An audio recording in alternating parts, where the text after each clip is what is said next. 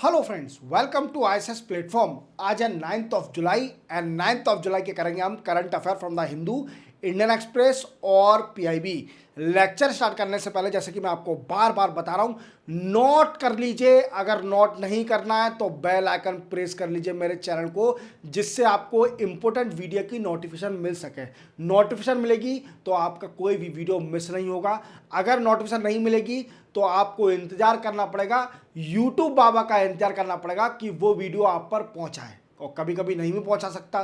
तो इससे अच्छा है कि बेल आइकन प्रेस कर लो, क्योंकि मेरा कंटेंट अभी आपके लिए बेस्ट ऑफ बेस्ट चल रहा है। क्योंकि मैं आपको सुबह एट अर्ली मॉर्निंग 7 AM आपको रेगुलरली वीडियो डालता हूं, जिसमें करंट अफेयर के एमसीक्यू कराए जाते हैं रेगुलरली, एक्सेप्ट संडे को नहीं आता। क्लियर। इसी के साथ 12 बजे मैं न्यूज़पेपर एनालिसिस कराता हूं, जिसमें हिंदू, इंडियन एक्सप्रेस और पीआईबी की न्यूज़पेपर एनालिसिस का वीडियो आपको मिलेगा, जो कि आप अभी देख रहे हो। ये वीडियो आपको रेगुलरली 12 बजे मिलेगा। इसी के साथ शाम को 6 बजे आपको एक शॉर्ट मिलेगा, जिसमें आपको इंडेक्स बताया जाएगा कि मैंने 12 बजे क्या पढ़ा है। अगर आपको रिलीवेंट लगता है तो देखिए 12 वाले वीडियो पे आइए और अपनी नॉलेज को एक्सपांड करिए। क्लियर। अगर नहीं लगता है तो अगले दिन का वेट करिए, स्किप करिए।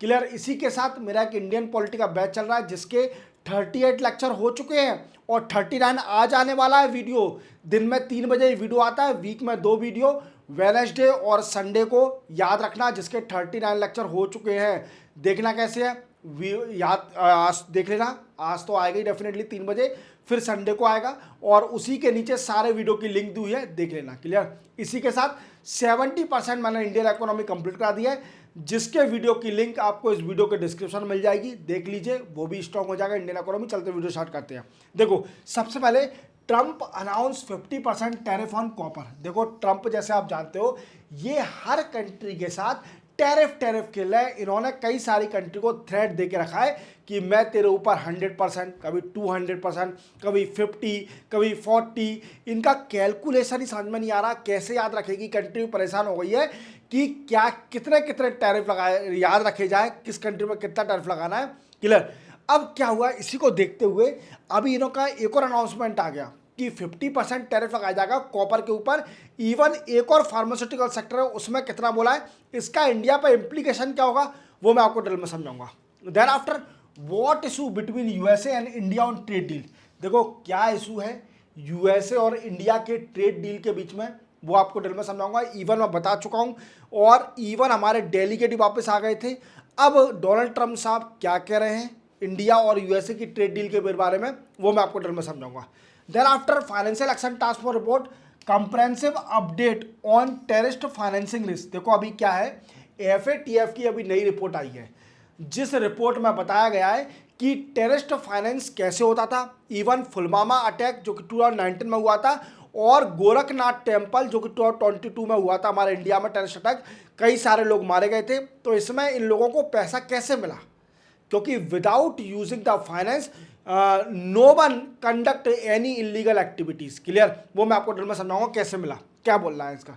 India and Brazil bilateral meeting. देखो, इंडिया एंड ब्राजील ने ब्रिक्स की मीटिंग होने के बाद अपनी बायलैटरल मीटिंग करी। अब क्या डिस्कस हुआ है वो मैं आपको डिटेल में समझाऊंगा। Then after, BRICS nation condemn CBM. CBM क्या है, कार्बन बॉर्डर एडजस्टमेंट मैकेनिज्म। ये क्या है मैं कई बार बता चुका हूं, फिर से रिपीट करूंगा। चलते हैं। देखो, Donald Trump announce 50% tariff on copper. देखो, मैंने आपको कुछ टाइम पहले शॉर्ट बनाया था, जिसमें बोला था कि Donald Trump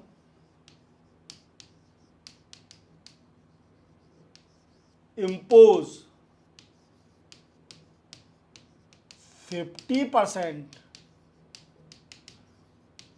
tariff on steel पर 50% टैरिफ लगा दिया था। इवन इंडिया पर इसका कई सारा इफेक्ट भी हुआ था, और इंडिया ने ऑब्जेक्शन भी उठाया था डब्ल्यूटीओ में। क्लियर। अब इनका नया अनाउंसमेंट आया है, इन्होंने बोला है कि अब 50% टैरिफ कॉपर पे भी लगाया जाएगा। 50% tariff on copper that imported in the USA. Clear. इसी के साथ इन्होंने बोला कि in future 200% tariff imposed on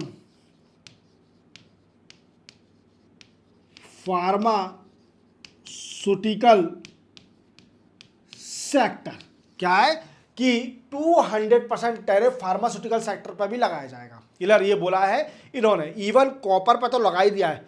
अब इससे क्या हुआ भाई, ऐसा क्या है, इंडिया का इंप्लीकेशन क्या होगा? देखो, जैसे अपन देखते हैं, India export $2 billion worth of copper globally.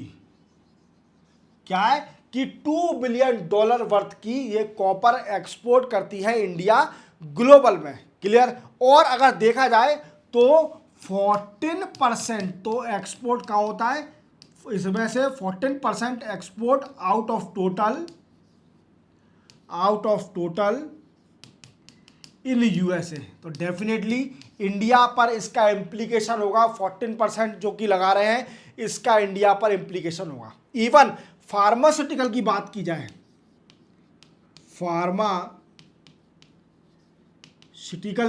जाए, तो जैसे आप जानते हो कि India is efficient to produce generic drugs. As you know that generic drugs is cheaper than the brand name drugs, और ये इफेक्टिव भी होते हैं। तो इंडिया कई सारी कंट्री को जेनेरिक ड्रग्स एक्सपोर्ट करती है। इवन अगर यूएसए की बात की जाए तो यूएसए में ये ओनली $9.8 बिलियन का मार्केट है। $9.8 बिलियन का मार्केट है सिर्फ ओनली कहां पर, यूएसए में। अगर फार्मास्यूटिकल सेक्टर पर 200% टैरिफ लगा दिया तो इंडिया को कितना लॉस होगा। देख रहे हो आप कि यूएसए कितना गलत कर रही है कि $9.8 बिलियन का हमारा एक्सपोर्ट है फार्मास्यूटिकल और जेनेरिक ड्रग्स टू यूएसए। अगर 200% फार्मास्यूटिकल पर टैरिफ लग गया 200%, तो हमारी इंडिया को कितना लॉस होगा। अगर देखा जाए तो India and USA trade off copper is in third position after Saudi Arabia and China. आपको पता है कि इंडिया तीसरा जो कॉपर को एक्सपोर्ट करती है यूएसए में, वो तीसरे नंबर पे यूएसए। पहले नंबर पर सबसे ज़्यादा एक्सपोर्ट करती है सऊदी अरेबिया को कॉपर, सेकंड नंबर पर करती है किसको, चाइना को, और तीसरे नंबर पर करती है सबसे ज़्यादा इंडिया यूएसए को। और कॉपर के प्रोडक्ट जितने भी होते हैं ये सब पर टैरिफ लग जाएगा इन फ्यूचर।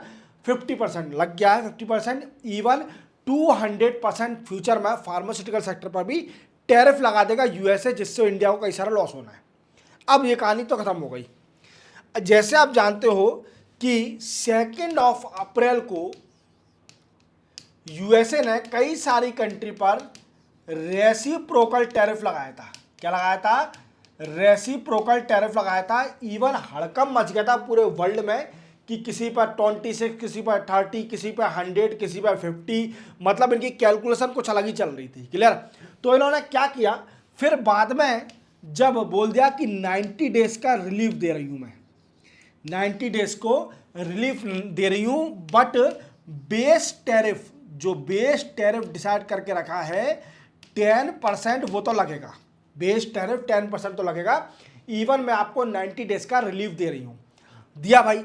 वो रिलीफ खत्म होने वाला था 9 जुलाई को, वीकेंड से आज खत्म होने वाला है, और 8 जुलाई की रात को 12 बजे ही खत्म हो गया। क्लियर, 9 जुलाई से अब तो स्टार्ट हो गया टैरिफ। क्लियर, तो क्या है कि कई सारी कंट्री से बोला गया कि इस 90 डेज में आप हमारे साथ ट्रेड डील कर लो। क्या कर लो, ट्रेड डील कर लो, तो आप बच जाओगे रेसिप्रोकल टैरिफ से, अगर आप ट्रेड डील कर लोगे तो। या फिर कई सारी कंट्रियां लेटर भी भेज दिया है ट्रेड डील के लिए, तो उन कंट्री को भी एक्सटेंड कर दिया टाइम पीरियड 1 अगस्त तक का टाइम पीरियड बढ़ा दिया है कि आप और अच्छे से हमसे डील कर लो। Even India discussing, India and USA both are discussing on bilateral trade agreement. क्या बायलैटरल ट्रेड एग्रीमेंट पर डिस्कस करने वाली थी दोनों कंट्रियां, इवन चल रहा था। और इसी को देखते हुए बायलैटरल ट्रेड एग्रीमेंट में कई सारी चीजें आएंगी, तो इन्होंने बोला कि हम मिनी ट्रेड डील कर लेते हैं। क्या मिनी ट्रेड डील कर लेते हैं।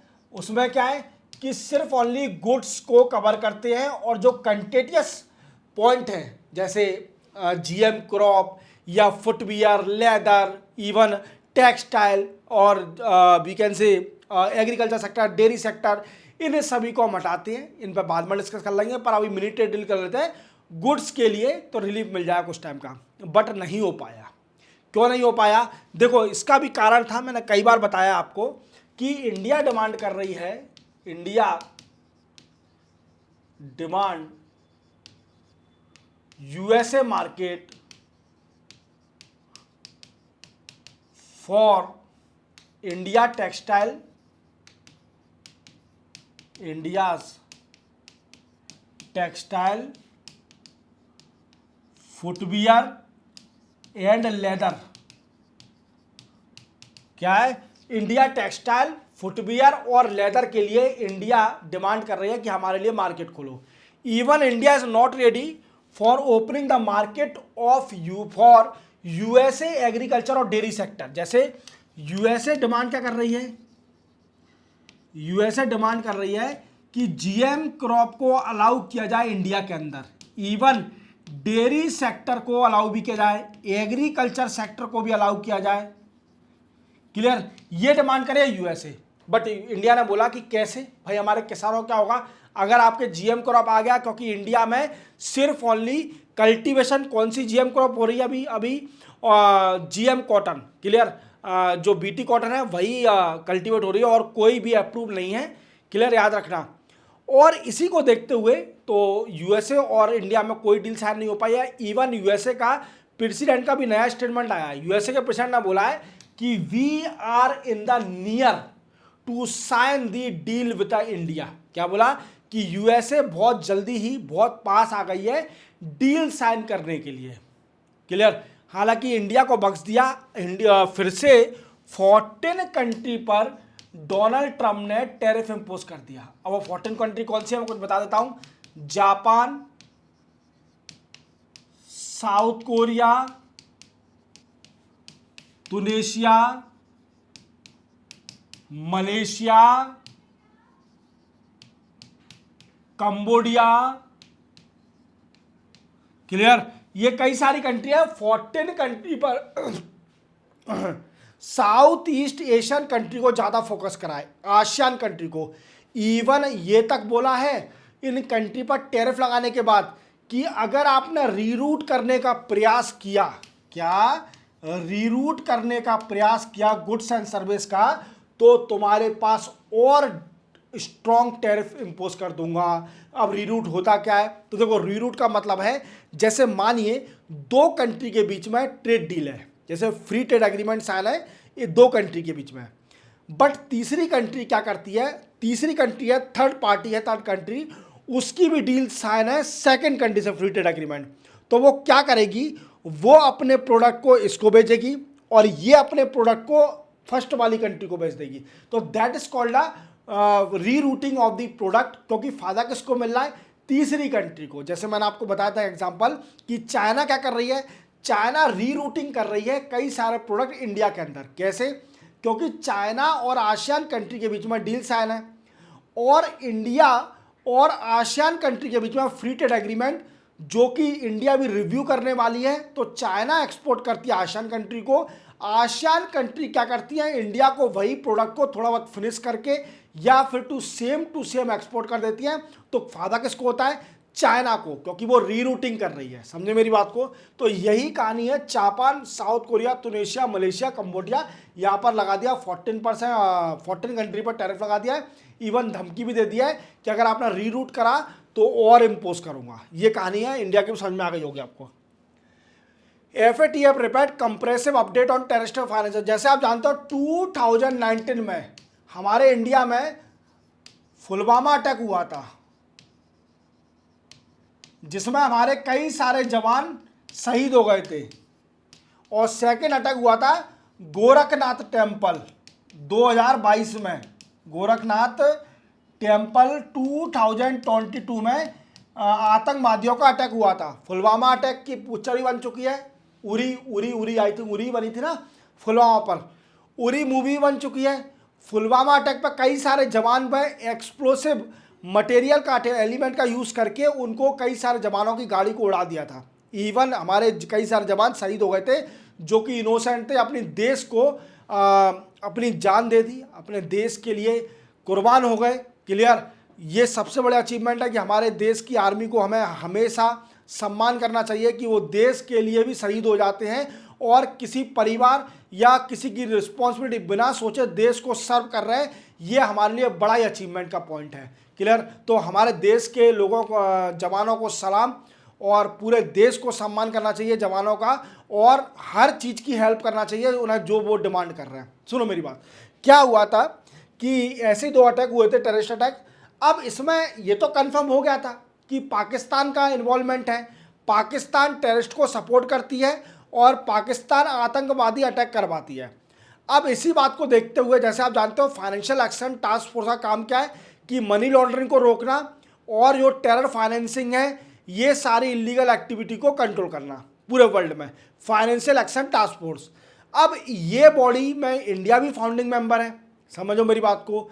तो क्या है कि अभी एक रिपोर्ट आई है फाइनेंशियल एक्शन टास्क फोर्स की जिसका नाम है comprehensive update on terrorist financial risk. ये रिपोर्ट बताती है टेरर फाइनेंसिंग के बारे में। क्या?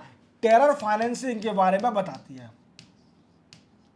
अब इस रिपोर्ट में यह कंफर्म कर दिया कि जितने भी टेरर फाइनेंसिंग होते हैं जो पुलवामा और गोरखनाथ टेम्पल में हुए थे, ये स्टेट स्पॉन्सर थे। क्या थे? स्टेट स्पॉन्सर थे, मतलब किसी स्टेट ने, किसी कंट्री ने इनका सपोर्ट किया था। हालांकि एफएटीएफ ने पाकिस्तान का नाम नहीं लिया है, पाकिस्तान का नाम नहीं लिया है, बट ये बोल दिया है किसी कंट्री ने इन लोगों का, टेररिस्टों का सपोर्ट किया था, इसलिए ये टेररिस्ट एक्टिविटी करे थे इंडिया के अंदर। समझे मेरी बात को? तो और दूसरी बात क्या बोली कि इन्होंने, जो टेररिस्ट थे, इन्होंने ऑनलाइन प्लेटफॉर्म का यूज करा, ऑनलाइन प्लेटफॉर्म, क्राउड फंडिंग,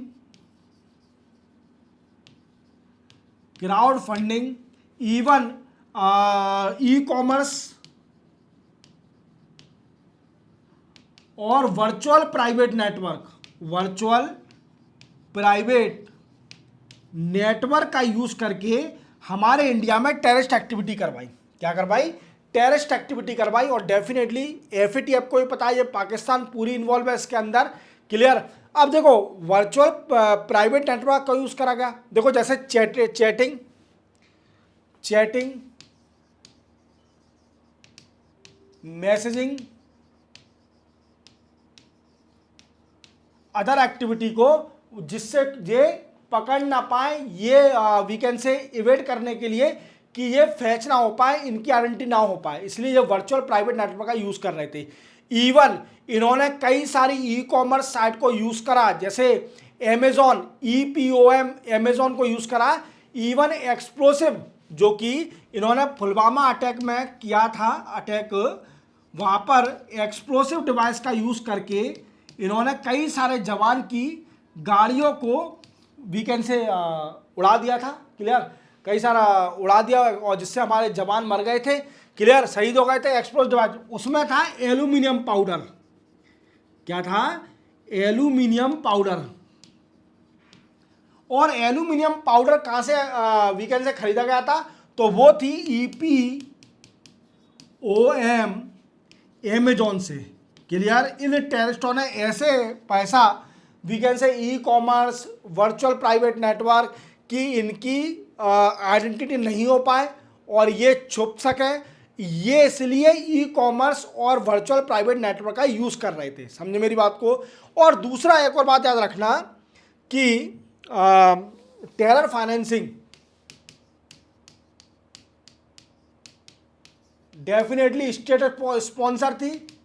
और ये पैसा कैसे ट्रांसफर करते थे ये भी बताया गया कि ये इंटरमीडियरी कंट्री को, इंटरमीडियरी बॉडी पार्टी को ये ऑयल बेचते थे। क्या करते थे? ऑयल सप्लाई करते थे, oil supply to the intermediary party in return of gold. Gold लेते थे, सोना लेते थे, और इसी को फिर then gold converted into cash, cash में कन्वर्ट किया जाता था। क्लियर? ऐसे टेररिस्टों को पैसा मिला है।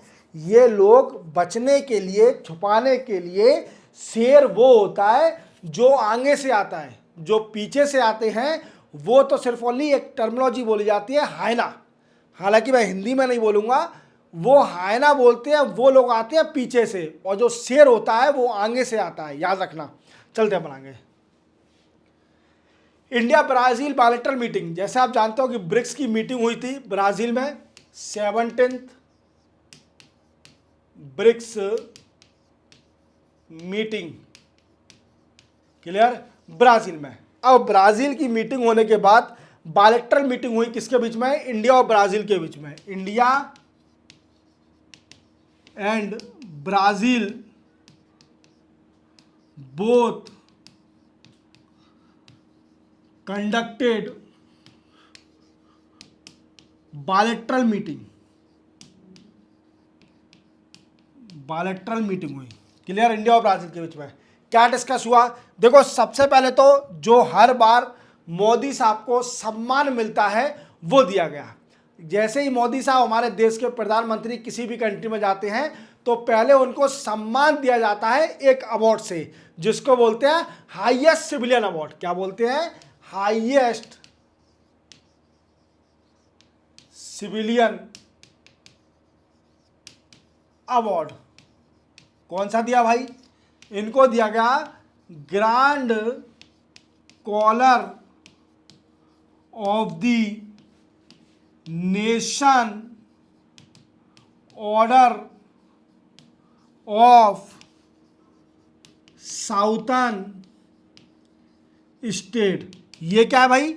ये हाईएस्ट सिविलियन अवार्ड है ब्राजील कंट्री का। मोदी साहब को अवार्ड दिया गया ब्राजील में भी। तो मोदी साहब को मैं बार बार बोल रहा हूं कि मोदी साहब के पीएम हाउस में एक रूम तो सिर्फ ओनली अवार्ड ही अवार्ड से भरा हुआ है। इतने सारे अवार्ड दे चुके हैं। जिस भी कंट्री में जाते हैं मोदी साहब, पहले वहां से हाईएस्ट सिविलियन अवार्ड लेके आते हैं, और ब्राजील ने भी इनको दिया हाईएस्ट सिविलियन अवार्ड। और जैसे मैंने बताया 5 नेशन विजिट है, 5 नेशन में इनको दिया गया। देखो, घाना में गए, पहले घाना में इनको हाईएस्ट सिविलियन अवार्ड दिया गया। देन आफ्टर ये ट्रिनिडेड टोबैगो में गए, वहां भी इनको दिया गया।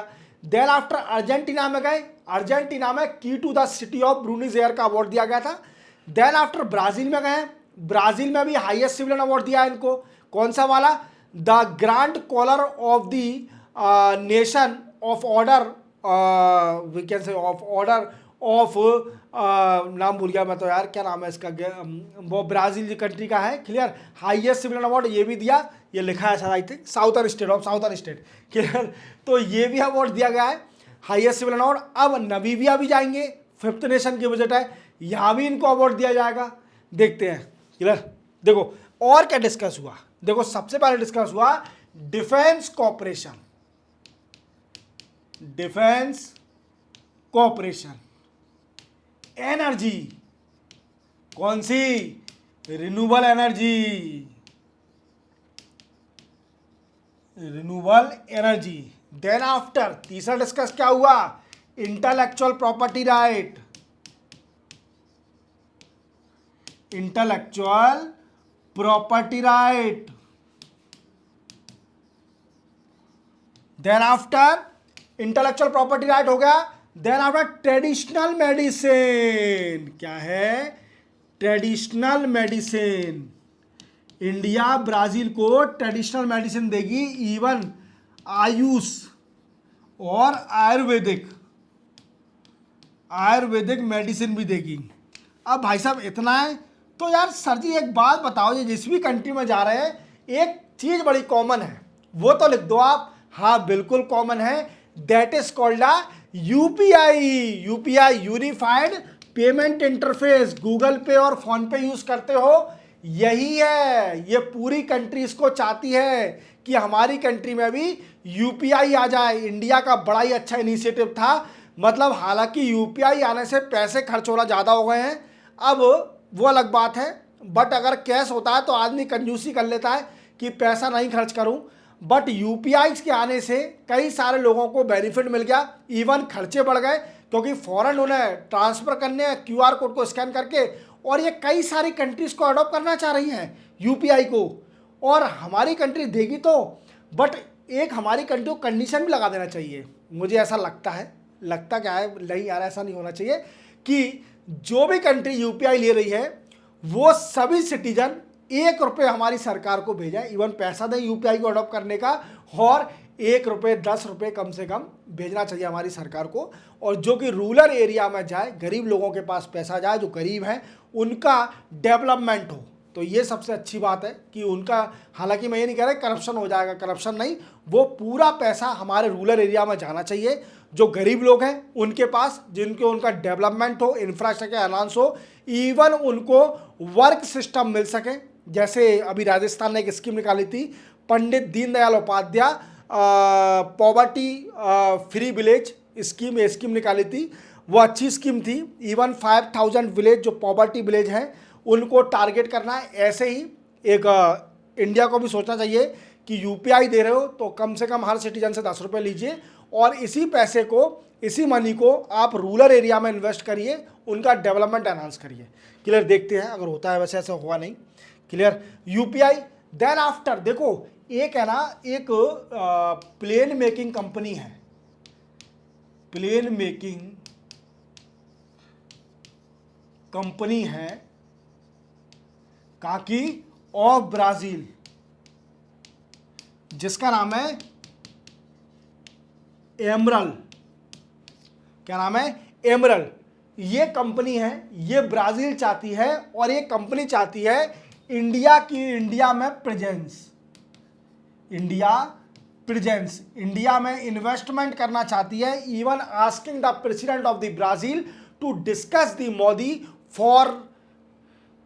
for searching the best place for investment of this company in defense sector और प्लेन मेकिंग। क्लियर, तो ये एमरल कंपनी के बारे में डिस्कस हुआ। इवन अवार्ड तो मैंने बता ही दिया, यूपीआई डिस्कस हो गया, या intellectual property, renewable energy, and then after traditional medicine, even defence cooperation. Even एक और बात इसमें, both countries decided to increase trade up to $20 billion over 5 year। 5 साल में ब्राज़ील ने बोला है कि $20 बिलियन तक का ट्रेड करेंगे दोनों कंट्रियां, मतलब इंडिया एक्सपोर्ट करेगी ब्राज़ील को। यही डिस्कस हुआ और ज़्यादा कुछ नहीं है। चलते हैं, देखो, BRICS nation condemn European carbon border adjustment mechanism. देखो, कार्बन, मैं कई बार बता चुका हूं, कार्बन बॉर्डर एडजस्टमेंट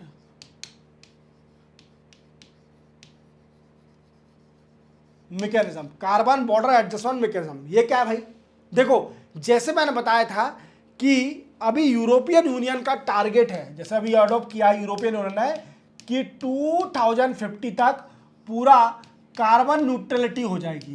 क्या हो जाएगी?